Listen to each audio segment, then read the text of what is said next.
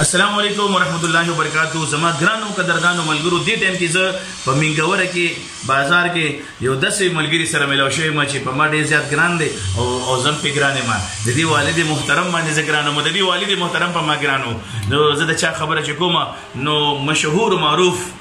ګلوکار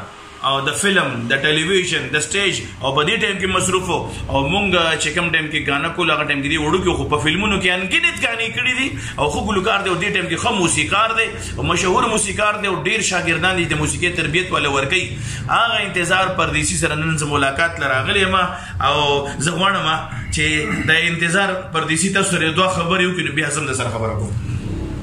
سلامونه زما مینوالو، ډېر سلامونه. الله مو خاد آباد او خوشحال لره. دې وخت کې چې زه څومره خوشحاله یم نو زما د خوشحالۍ هغه فیلینګ هغه تاسو ته نشم بیانولی چې زه نن یو ډېر خپل یو ډېر خوږ ورور سره حاجي اکبر بھائی سره ناست یم چې دا زموږ یو ډېر مشهور ګلوکار و د سټیج د ټي وي او د ده یو خپل یو سټایل و چې دی به د پروګرامونو نه بالکل نه فارغ کېدو. پوره مکمل ارکسټرا ورسره اے کلاس موزیشن به ده ګرځول او د الله ډېر غټ فضل و کرم پې او ډېر مشهور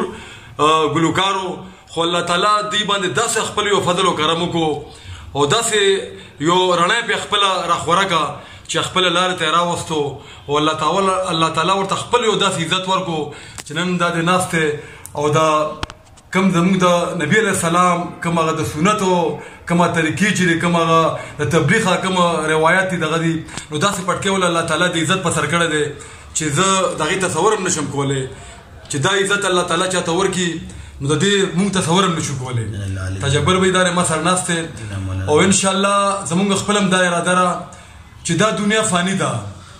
کم چې نه ختمېدونکی ژوند دی نو د هغې مونږ سره فکر نشته او کم چې مونږ بازار ته سودا ته راغلي وو په هغې کې مونږ لګیا وو چې یاره زمونږ مال دې زیات شي، مونږ د بنګلې واخلو مونږ د ګاډۍ واخلو. نه،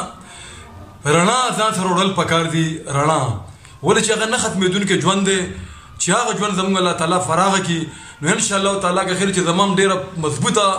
اراده ده که خیر پوه شو که نه. اوس هم مونږ سیروزه لګو یا جان امیر صاحب زمونږ د نوخار او فضل امین لالا دي